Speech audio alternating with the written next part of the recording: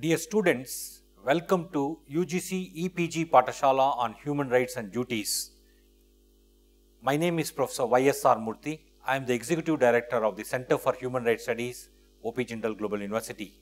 In the unit on National Mechanisms for Protection and Enforcement of Human Rights, we take up public interest litigation concerning bonded labor today.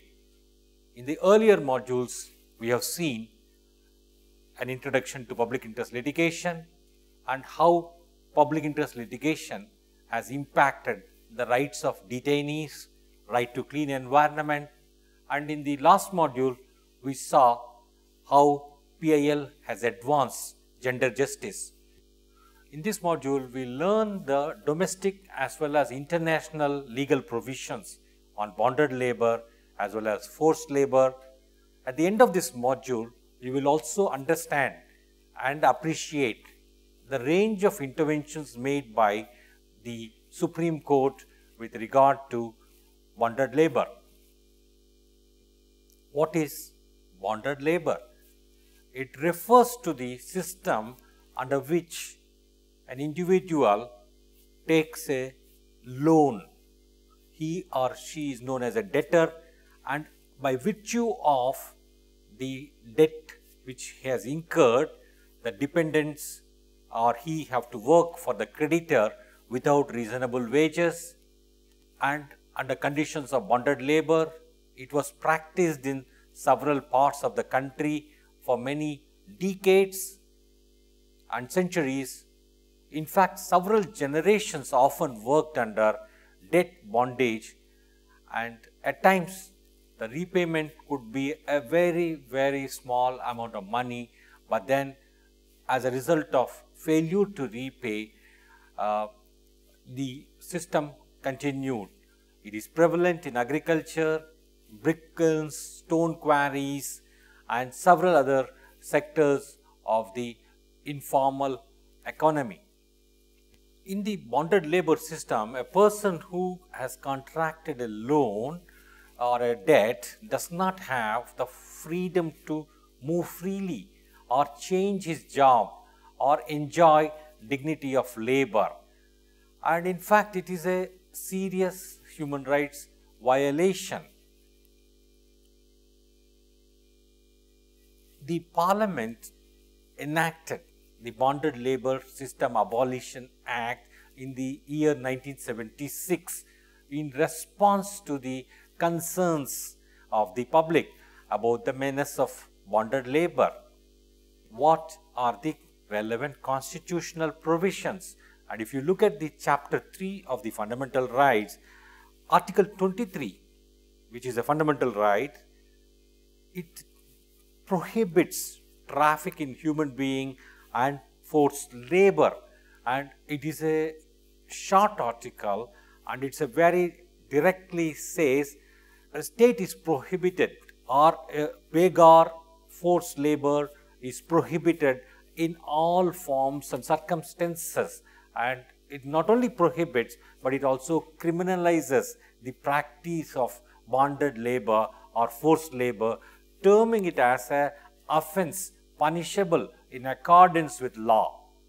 As it is a fundamental right, one can take recourse to both Supreme Court under Article 32 as well as High Courts under Article 226 whenever there is an infringement of this fundamental right.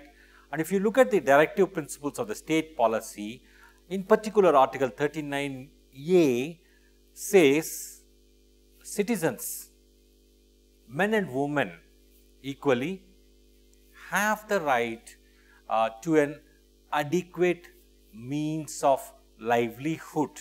Further, Article 39D says there should be equal pay for equal work for both men and women. Article 39E of the Directive Principles of State Policy provides that the health and strength of workers, both men and women, and the tender age of children shall not be exploited or abused, and that the citizens are not forced by economic necessity to enter jobs or avocations unsuited to their age or strength. We all know that there's often child prostitution, and which is a kind of a bondage.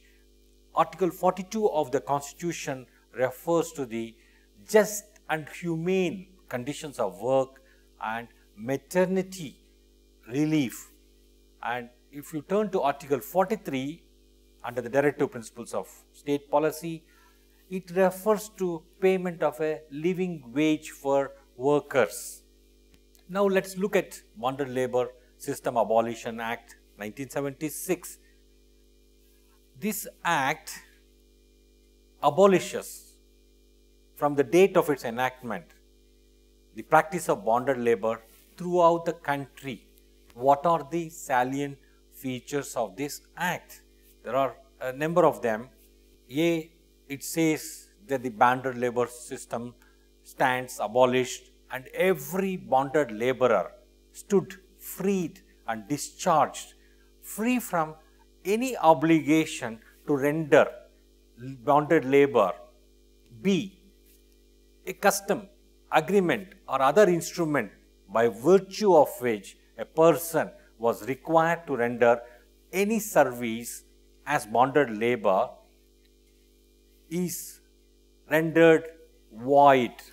It could be a promissory note, it could be a contract, it could be any instrument that has been rendered void.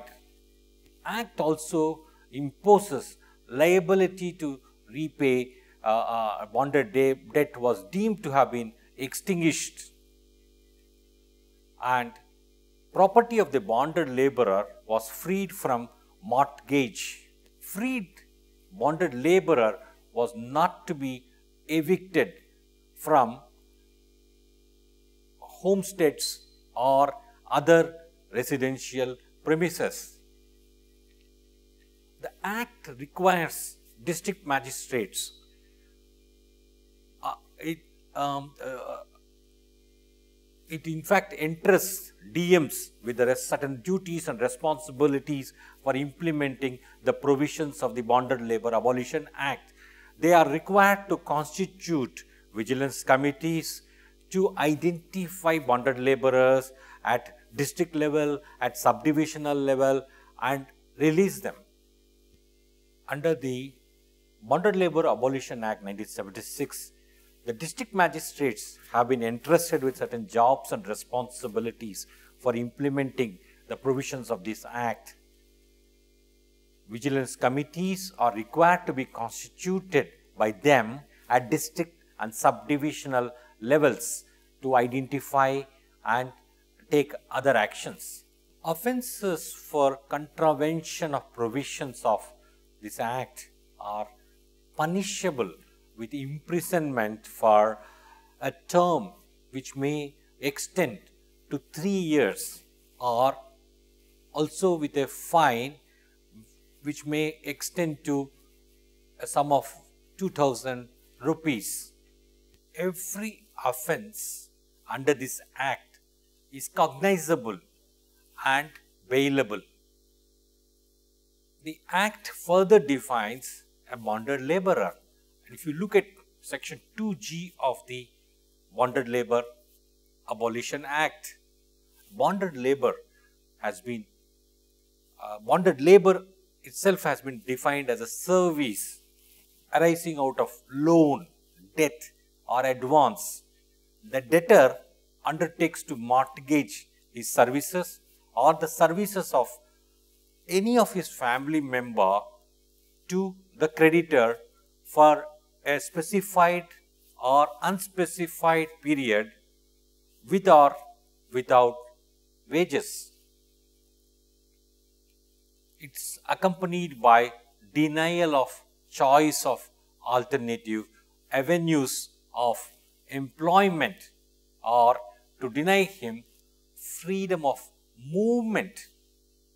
Then the person would normally be covered under the definition of a bonded labor.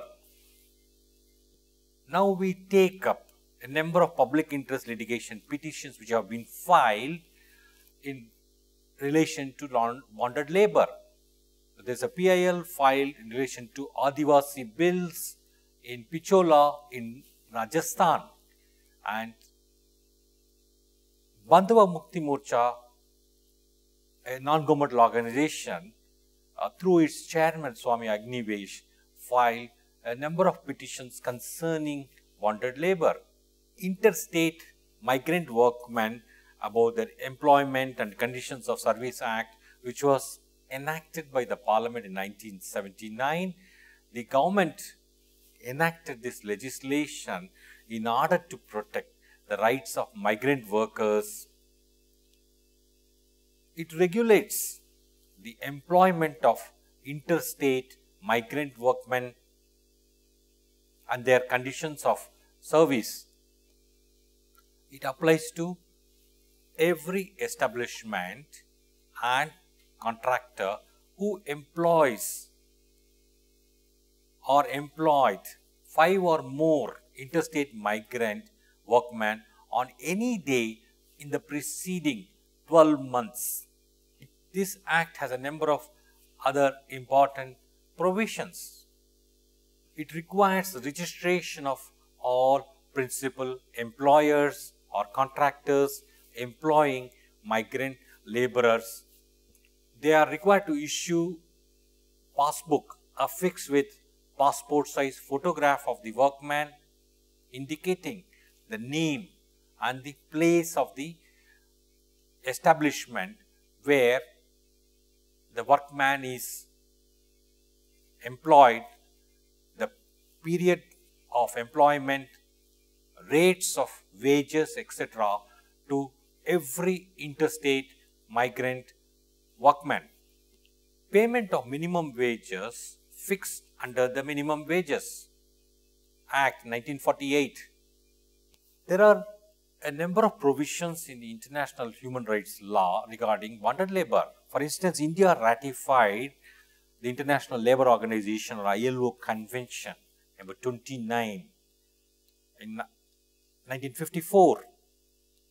It requires member countries to suppress the use of forced or labor, compulsory labor in all its forms. The Universal Declaration of Human Rights, Article 4, prohibits slavery. This human right is also mentioned in the International Covenant on Economic, Social, Cultural Rights 1966. This International Covenant on Economic, Social, Cultural Rights refers to the right to work and just conditions of work. The Supreme Court of India gave a number of important directions on bonded labor. Let us take a few cases. For instance, Bandhava Mukti Morcha, a non-governmental organization, moved a petition about the practice of bonded labor in stone quarries of Faridabad. The Supreme Court said that whenever a laborer is forced to provide labor, the court would raise a presumption that he is required to do so in consideration of an advance or other economic consideration, and he is therefore a bonded laborer. In this case, the Supreme Court asked the central and state government to take all necessary steps for the purpose of ensuring that minimum wages are paid directly to the workmen employed in these stone quarries. In fact, thousands of workers from across the country were working under deplorable conditions, and they were being exploited by the middlemen. In another case filed by a journalist, Nirja Chowdhury, working in Statesman, about bonded laborers, again in Faridabad, the Supreme Court said it is not enough to release them, but they must also be rehabilitated, and the rehabilitation must follow identification and release. social action groups operating at the grassroots level should be fully involved with the task of identification and release of bonded laborers. Supreme Court also ordered an intensive survey of the areas which are traditionally prone to debt bondage should be conducted by the state governments and by the vigilance committees, and the district and subdivisional level vigilance committees should be reorganized and activated. Yet, in another case of Santhal Pargana Antyodaya Ashram versus State of Bihar and others, the court ordered that 2,515 persons who have been found to be bonded by K.B. Saxena, an eminent civil servant and activist. He headed a committee, and those who have been identified in this committee should be released within 2 weeks. Supreme Court ordered that each of these released bonded laborers shall be paid a sum of rupees 3,000 by way of interim relief. The court also ordered that released bonded laborer must be rehabilitated by the concerned government on a priority basis. In People's Union for Civil Liberties versus State of Tamil Nadu, the Apex Court directed that National Human Rights Commission, which has been constituted under the Protection of Human Rights Act, should be involved in monitoring the progress and pace of implementation of the Bonded Labor Abolition Act. The state governments and union territories shall chalk out a detailed plan of action for rehabilitation of released bonded laborers. The state governments and union territories are also directed to make arrangements to sensitize the district magistrate and other statutory authorities, committees in respect of their duties under the Bonded Labor Abolition Act. In People's Union for Democratic Rights versus Union of India, which is also known as Asiad Workers case. In fact, in Delhi hosted the 1982 Asiad Games, and there were a large number of construction projects, and there was a bonded labor, and the Supreme Court said whenever a person gets a remuneration which is less than notified minimum wage under the Minimum Wages Act 1984 for the particular scheduled employment, the labor or service provided by that person clearly falls within the ambit of the term forced labor under Article 23 of the Constitution of India. Mind you, it is a fundamental right, and which the practice of this forced labor has been prohibited and criminalized. A laborer is made to provide a forced labor, then he is presumed to be a bonded laborer. In Sanjit Rai versus State of Rajasthan, the Supreme Court, having regard to the facts and circumstances of the case, directed the state not to extract labor by paying less than the minimum wages in the name of public utility services, by holding that it amounts to forced labor and is violative of Article 23 of the Constitution of India. P. Sivaswamy and versus State of Andhra Pradesh, the Supreme Court observed that the assistance of rupees 738 per bonded laborer family was certainly inadequate and for rehabilitation, and unless there was a proper effective rehabilitation scheme, the purpose of the act would not be served or fulfilled. In Balaram versus State of Madhya Pradesh, the Supreme Court directed that the officers supervising rehabilitation must ensure that the full amount intended for the freed laborers reaches them. The Union of India and State of Madhya Pradesh were directed to release the adequate funds to meet the liability under the scheme framed under the Bonded Labour Abolition Act. In conclusion, let me summarize.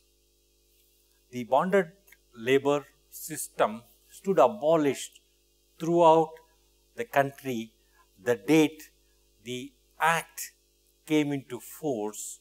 In fact, the Act required all states to identify bonded labourers through the Vigilance Committee, through the subdivisional committees, and thereafter release them and thereafter rehabilitate them. And all the debt incurred by a debtor stood extinguished. And as you have seen, in a number of cases, the Supreme Court gave a series of directions to protect the rights of these bonded laborers. And often, the Supreme Court was moved by non-governmental organizations by writing a letter which was treated as a public interest litigation, and the court really expanded the ambit of forced labor and interpreted the provisions of various laws and constitutions in an expansive manner. Thank you.